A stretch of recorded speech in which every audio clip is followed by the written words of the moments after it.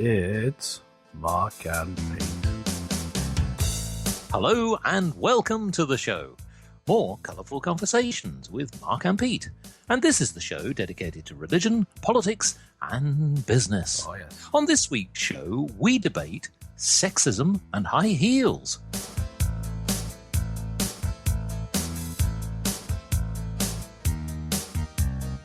Yes. It is controversial, I know, that when we talk about sexism, it is believed that there's greater equality in society. But is that true? Perhaps the days when the misogynist man would sort of march through the office and grope the secretary's bottom and get away with it. But is that true? Is it really true that perhaps that we do see equality? Well, there have been some incidents recently which suggests that perhaps things haven't changed. And we're going to debate this. But what we'll do is we'll just explain of a recent incident. Well, a temporary secretary was recently refused pay for not wearing high heels as part of her job.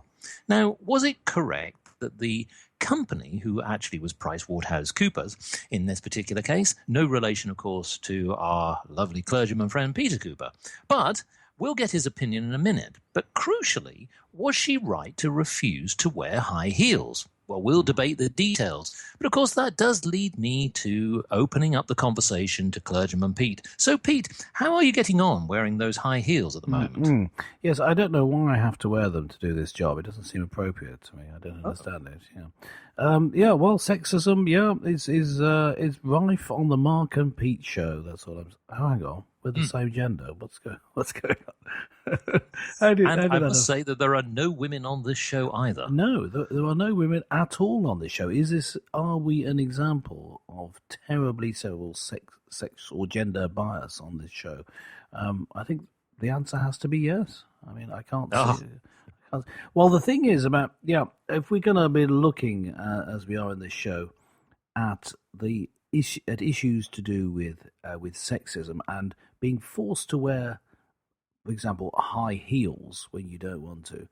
The question is, looking at sexism, is it that people are forced to wear high heels, or is it that only women are forced to wear high heels and men are not? That's the key thing that we're looking at.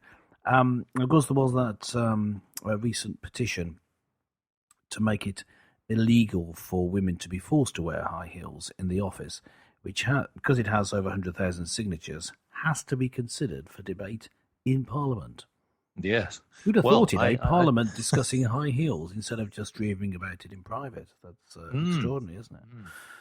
Well, of course, allegedly some MPs perhaps have some strange practices. But let's go back to the case which has brought this subject. So it was actually a London receptionist. Her name was Nicola Thorpe, 27 years of age.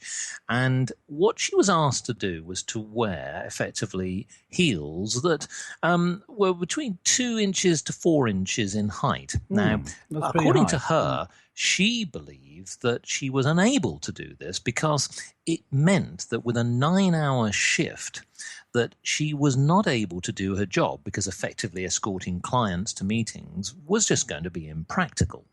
Also, the other thing is that one would come into question here whether this was sexist. So, the idea that a receptionist should be seen wearing high heels, is that a little bit of a stereotypical image? Also, she had to wear a particular uniform, although actually, strangely enough, the issue here is not so much about the uniform, it's specifically about the high heels. Well, this does raise some big questions. So I thought I'd sort of add fuel to the fire here with a silly little poem. This is called Underneath the Arches. I wonder why women get so high from expensive designer heels. They seem so smug when they cut a rug as a fashioned foot appeals. The shopping cart is the way to her heart, as bills bounce off their rubber soles.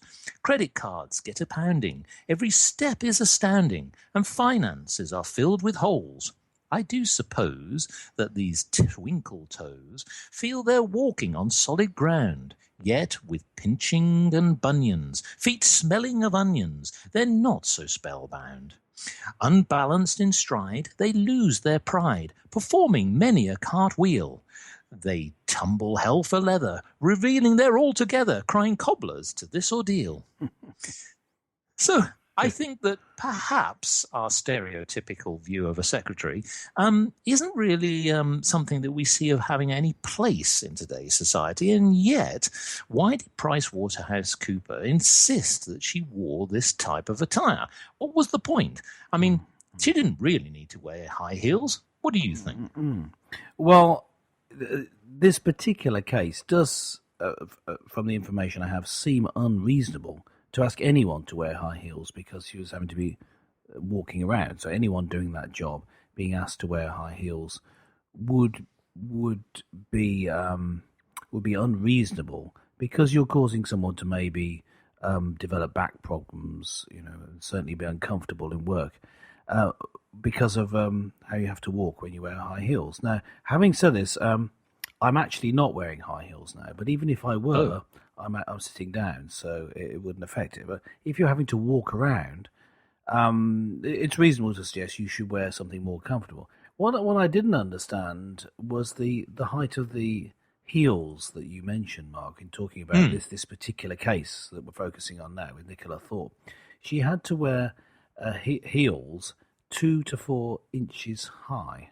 Now, Yes. I understood it was an agency, but maybe I got the wrong end of the stick rather than being with the particular company she worked for, but that was insisting on it. But whoever insisted on it, if you say between 2 and 4 inches, if it's 4 inches, that's unreasonable. 2 inches, I don't think is. It's not that high a heel, so you can get some sort of... So there goes a voice of experience. Yeah. What I'm saying is that I don't think...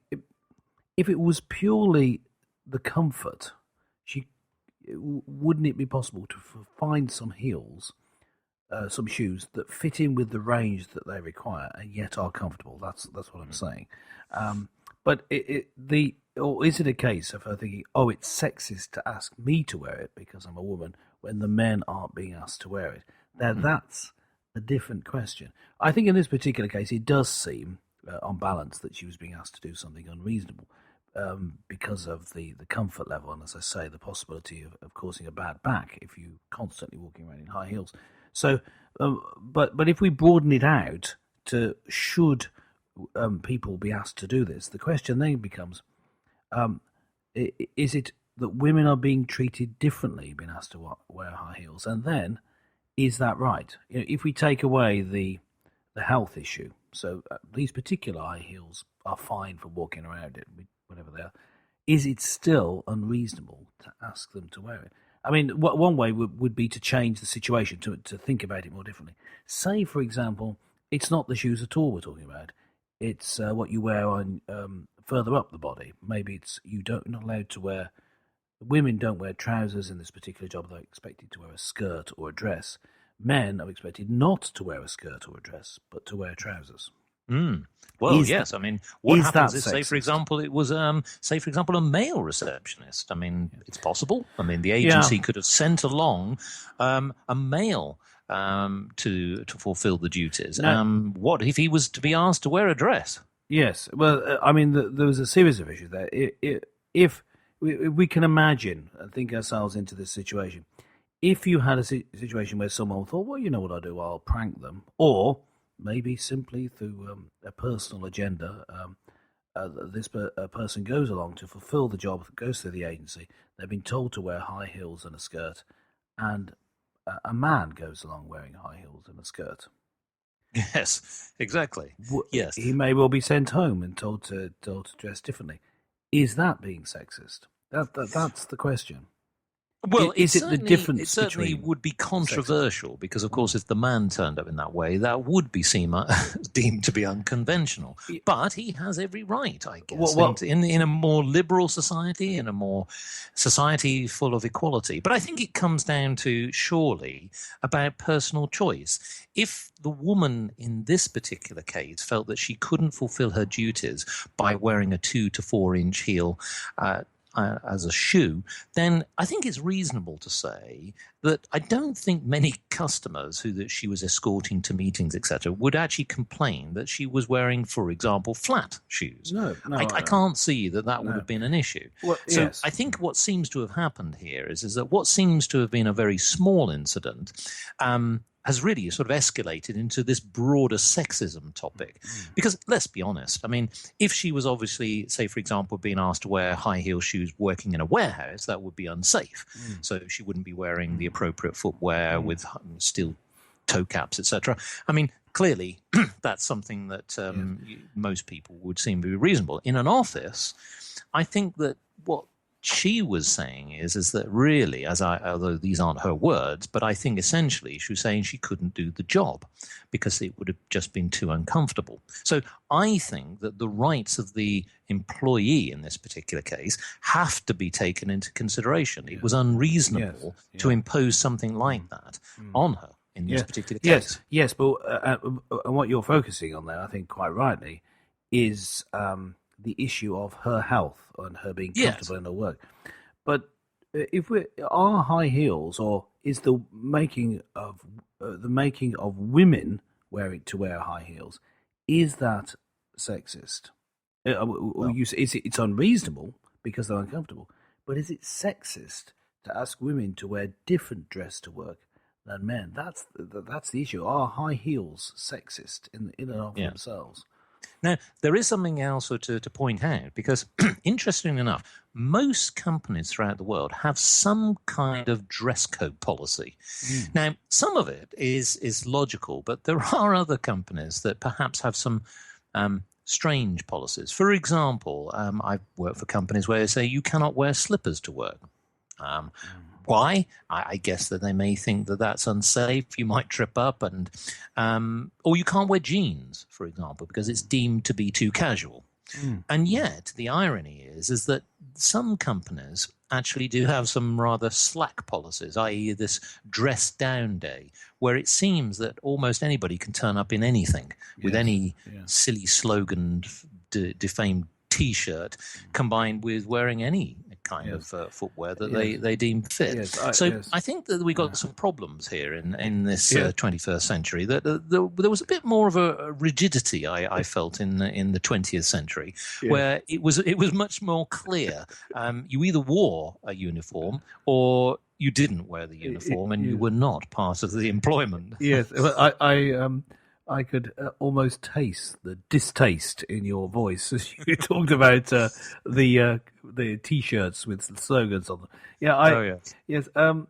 I know that when you go to work in your office, you wear a shirt and tie, don't you? I certainly do, and I believe that sartorial elegance should be upheld wherever one goes.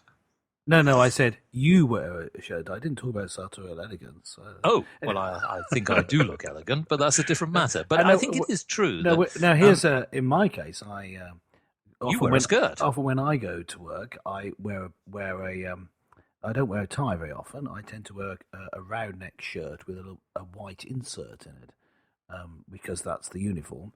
And in certain parts of my job, I wear what sometimes might be thought of as a dress, but is actually sort of a coat type thing.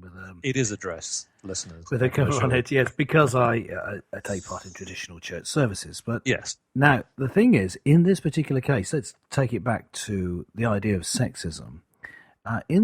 With clergy, if there's a male or female vicar, they wear exactly the same for the traditional services. So, say you're doing a traditional service, so you're wearing what is called a cassock and a surplice. Basically, a done-up dress or coat with a cover over it, like a smock over it. And the men and the women wear exactly the same.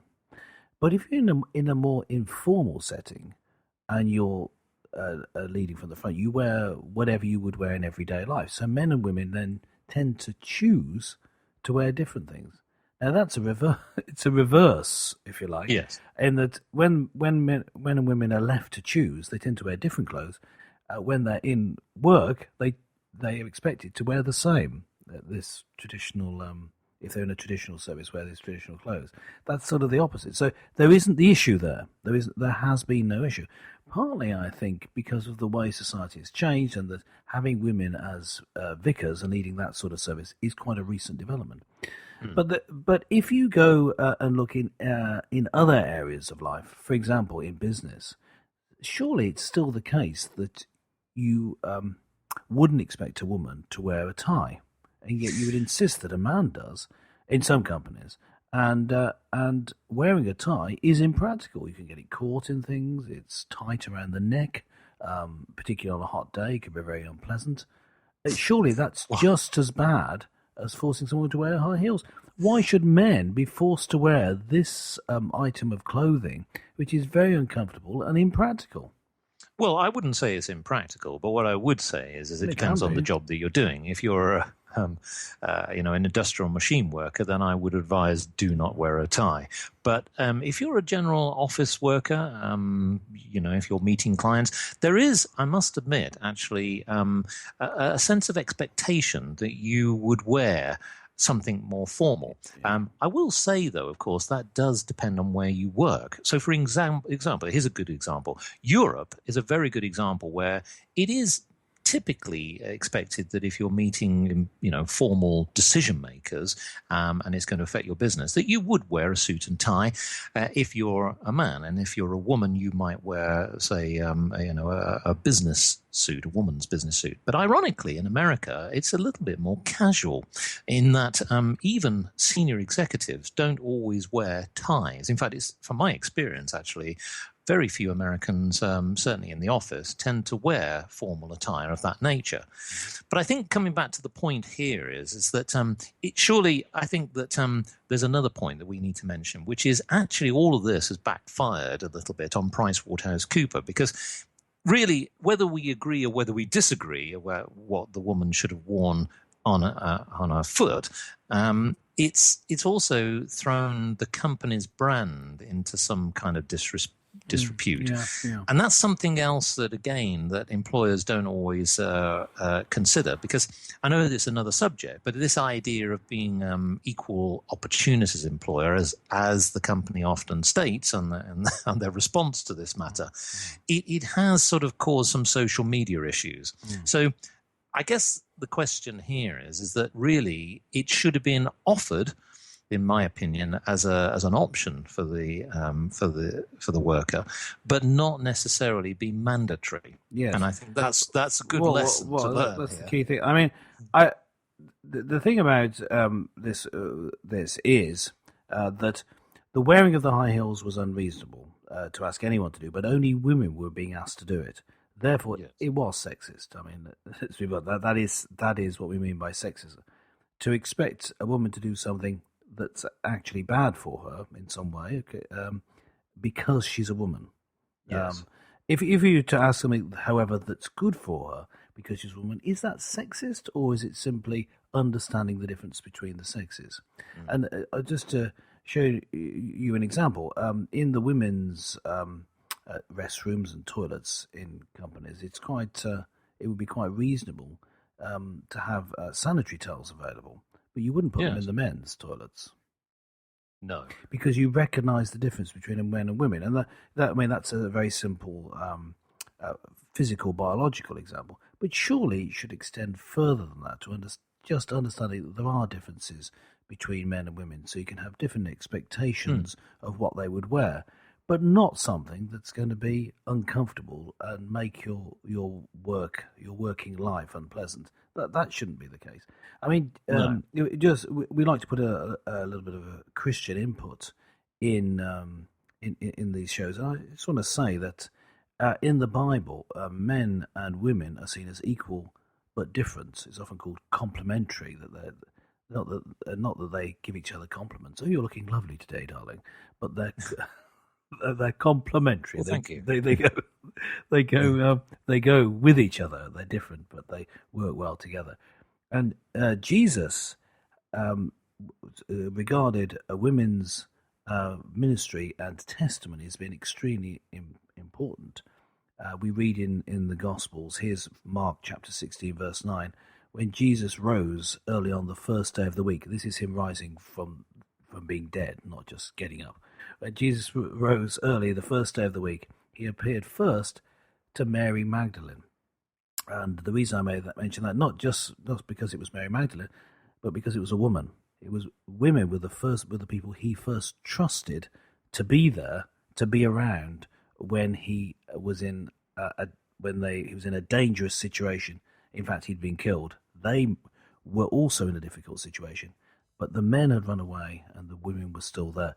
Men and women are different. Jesus trusted the women to do certain things. He was not being sexist in doing that. He was showing how important women are with their particular qualities.